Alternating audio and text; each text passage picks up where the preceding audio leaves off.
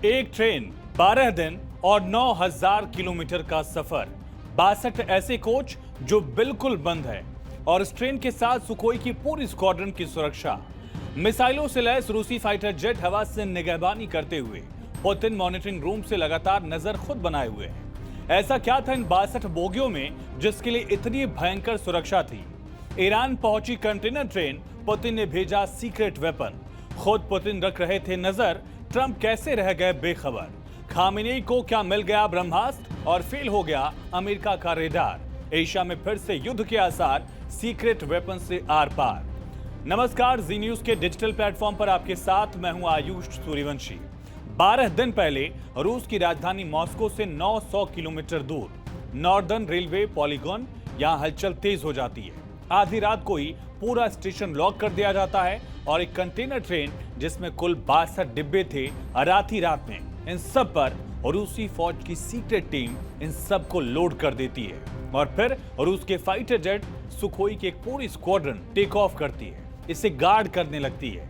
दिन निकलने से पहले ही इस ट्रेन को बहुत ही शातिर तरीके से, सीक्रेट तरीके से रवाना कर दिया गया।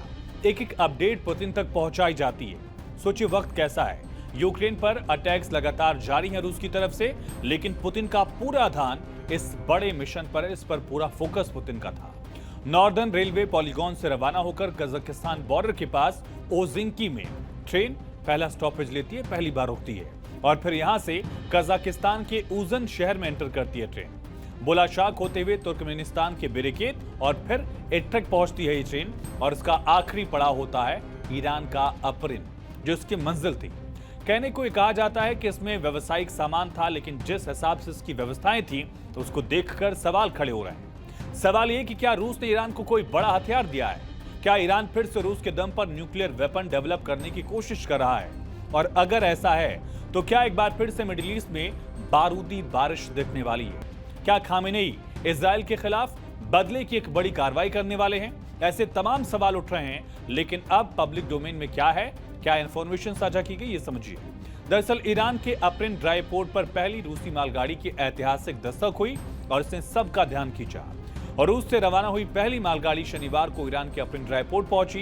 ये घटना तेहरान और मॉस्को दोनों ही देशों के बीच व्यापारिक संबंधों को मजबूत करने का एक अहम पड़ाव बताया गया, जो ईरान, रूस और मिडिल ईस्ट के देशों को जोड़ने वाले एक रेल मार्ग का अहम कदम है।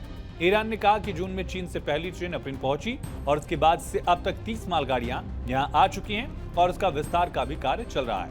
ये रूट INSTC के पूर्वी हिस्से का एक पार्ट है जो दक्षिण एशिया और फारस की जो खाड़ी है उसको रूस और मध्य एशिया के साथ उत्तरी यूरोप से जोड़ता है।